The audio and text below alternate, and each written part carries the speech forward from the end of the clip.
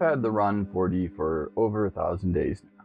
This is the longest I've ever kept a camera ever, by at least a year. In that same amount of time, I've bought, used, and sold over 20 other cameras. This review will explore why I've kept the 4D for so long, and why it's nearly kept all of its original retail value. The simple answer is because DJI absolutely knocked it out of the park with the Ronin 4D. DJI made something that doesn't fit neatly into the current filmmaking tool categories we have. They created a really useful filmmaking tool that they were able to recognize would be in demand even though nothing had ever been made like it before. I remember seeing the first leaks of this camera, and it was being tested on a feature film set.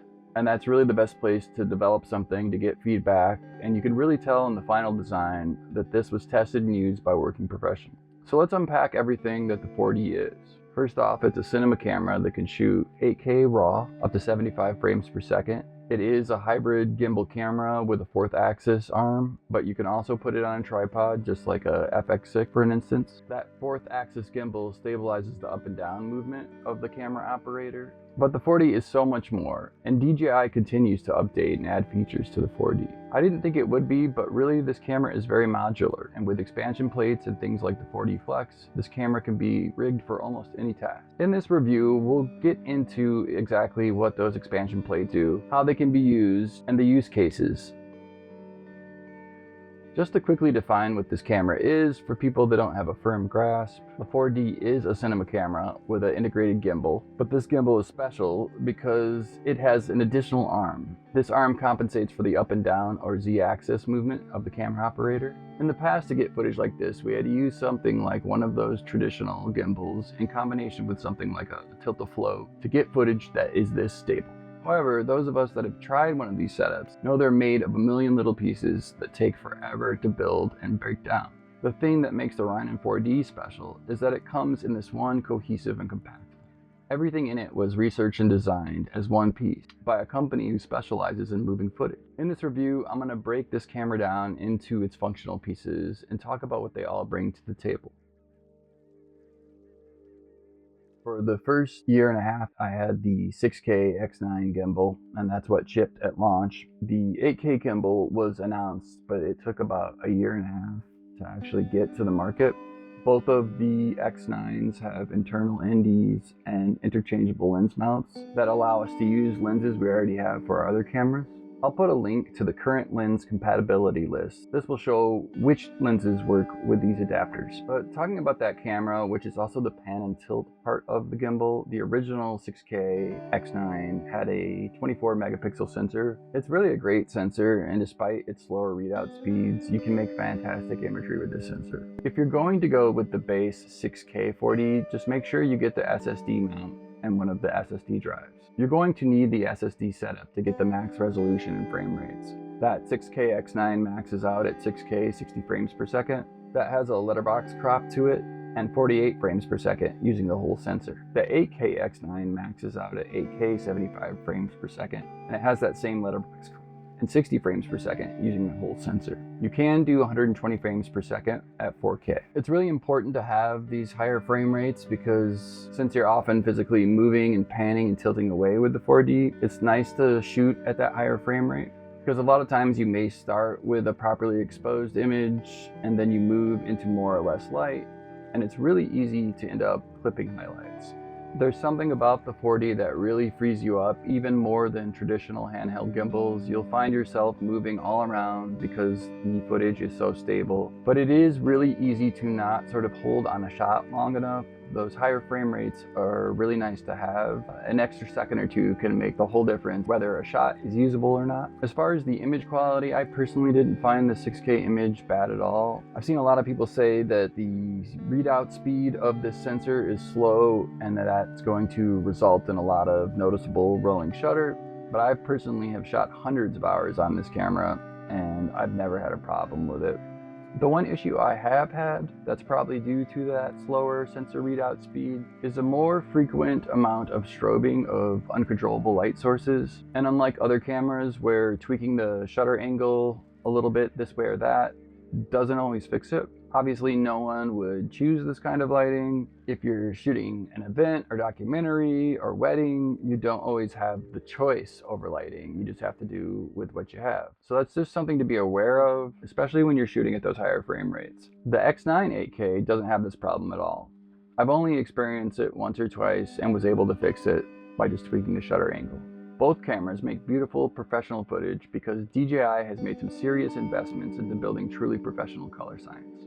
I've always been impressed with the image quality DJI was able to get out of those tiny sensors in their smaller drones. But they didn't capture in a true log profile, and they also couldn't capture raw footage. Obviously, all of that has changed here, and with the 4D we have amazing color science, and now D-Log to me is as good as any other log profile that I've used. Additionally, you can record internal RAW, so you don't have to worry about compression artifacts. You also have the ability to record in a few different flavors of ProRes. The main body unit of the 4D where the X9 attaches has this Z-axis arm here, and that's what compensates for the up and down movement of the operator.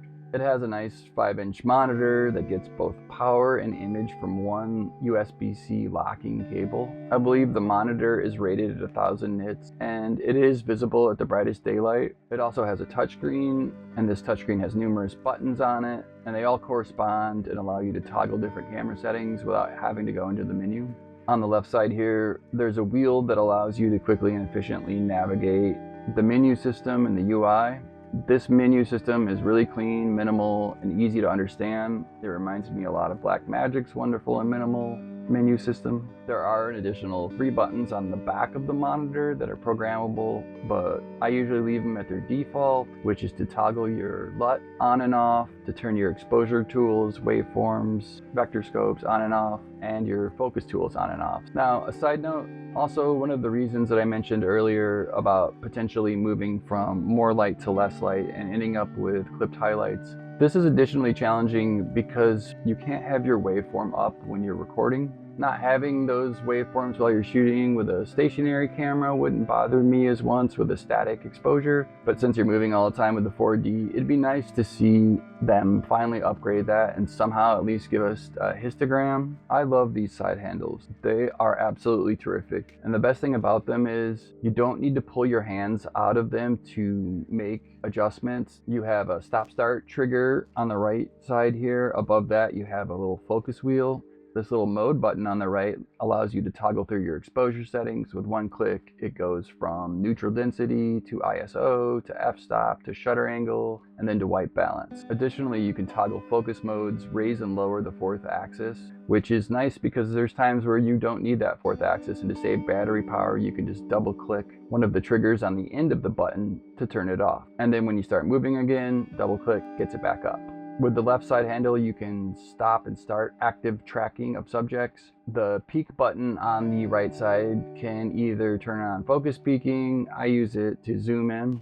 Double clicking the right trigger recenters the gimbal, which is a really useful shortcut. Additionally, you can toggle between focus and zoom with the focus wheel here. There's a little modifier button. I think you hold the mode and turn the wheel, and that's really useful when you're using the power zoom lenses that work with the E-mount adapter. On the inside of this right grip, there's an additional little recessed button, and that engages the ingenious AMF focus.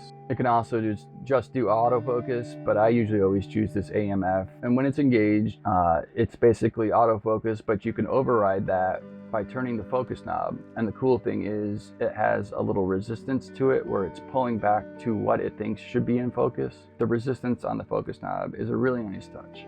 It's really important to be able to keep your hands in the side grips like this and not have to take them out to change the major settings, because if you're not physically strong, this camera can be really difficult to balance or hold with just one hand.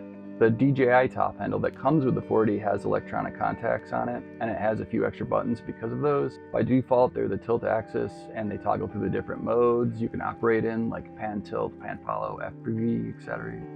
You can also change these buttons, but I go between the DJI top handle and the Tilta top handle so much that I don't really use them that often. And the one reason why I switch so much is because the problem with the OEM top handle is that it has only one place to put Easyrig quick release, and it's in the wrong place. the center of gravity really wants that to be placed at the front of the top handle, and for some reason they put it at the back. So when I am doing longer shoots, I put on the top handle from Tilta, and then I use a quick release and an Easyrig. The Tilta top handle has a lot more mounting options, which allow you to get the proper center of gravity. It also gives more places to mount an articulating arm, which you need to use if you want to use a shotgun mic with the 4D to get a scratch track to sync up your audio with. You need this articulating arm because you have to clear the moving arms of the 4D to get a real clean scratch track. If you want to reliably and easily sync this with your externally recorded audio. When I'm solo operating, I use things that can record in 32-bit float, like the DJI wireless mic 2s or the Tentacle E-Track recorders, because I'm not able to look at those audio meters all the time. I don't have to worry about clipping if I record in 32-bit float. Obviously, you could get the expansion plate that has time code and XLR audio in and not have to worry about any of this. Battery life is another strong point to the 4D. The TB50 batteries that come with this camera will last for 2 to 3 hours, even though they're powering a 4-axis gimbal, a monitor, a camera, side handles, and LiDAR sensor. These batteries are also easy to find. They're pretty much everywhere because they were the battery for the Inspire 2 drone. I use L-mount cameras so I can swap my lenses with these little mirrorless cameras I have. I do have a few of the DJI primes that I use on my Inspire 3. The reason why I shy away from them is they have an oddly far minimum focus distance. This is because they're made to be used on drones, and you don't fly giant drones 2 feet away from people unless you're an idiot. And I found that sort of 2 to 3 foot minimum focus distance far too limiting. The Ronin 4D is a unique gimbal camera ecosystem, and it continues to get functionality through the expansion plates they're releasing and software updates, and unexpected things like the 4D Flex. When the 4D Flex was first announced, I really just thought it was a way to get around Red's patent, because it really seemed odd to disable the one thing this camera does that other cameras and gimbals don't do, that 4th axis stabilization. The 4D is a big heavy thing. The great thing about the 4D Flex is it sheds about 95% of that weight. You end up with something so much smaller and lighter and useful than any mirrorless camera on a mini gimbal. And you still get 8K RAW up to 75 frames per second with internal neutral density filters and interchangeable lens mounts. I really started to realize the dozens of potential use cases for this thing. The 4D Flex really expands the kinds of shots where you can use the Ronin 4D because the working of the camera is so small. Situations where you'd normally have to use an action camera or something with a small sensor, you can now use this little setup. And the cool thing is, with the expansion plate and the high bright monitor, you can remotely control and see what the camera is seeing. Also, with that transmission expansion plate and the high bright monitor, the 4D becomes really useful if you're a one-man band. Say you're shooting a multi-cam scene and one of your cameras is just shooting a static wide shot, but the cool thing is now you can control that second camera using that high bright monitor and the hand grip. You can stop and start recording, switch up your composition, all while sitting right in front of your main camera. Additionally, I found this little setup is a nice solution for content creators who need to record themselves. I'm doing it right now with that setup. The 4D is a big heavy thing, and while I have shot for hours with it, for any shoots that last for more than 30 minutes, I prefer to use an Easyrig in combination with this thing. If you have a Tilta Float, you can also use that with the adapter.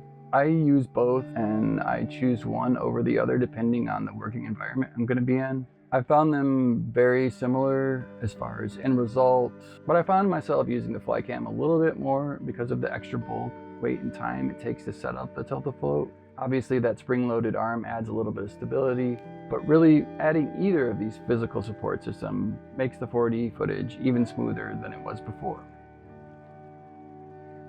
Like any camera, the 4D isn't perfect. It has a couple of flaws. A few parts cost more than it should, but all things considered, this is one of my all-time favorite cameras. DJI used the same design principles and standards that made their drones so much better than any other brand to make something amazing. They invented a new category, one that is incredibly useful and paradigm shifting. The Ronin 4D is a compact gimbal 4-axis cinema camera that can record incredibly smooth footage with internal RAW recording. Additionally, they gave us long-lasting battery life, a nice bright monitor with all kinds of buttons and functionality, the best side handles I've ever used. Additionally, it has a LiDAR rangefinder that turns manual lenses into autofocus lenses and allows you to use lenses from all kinds of different companies. With the transmission, expansion plate, and the high bright monitor, it becomes a PTZ camera. And with the 4D Flex, it becomes a lightweight, full-frame 8K cinema camera with internal NDs and interchangeable lens mounts. The 4D is an incredibly well thought out solution for capturing all types of footage.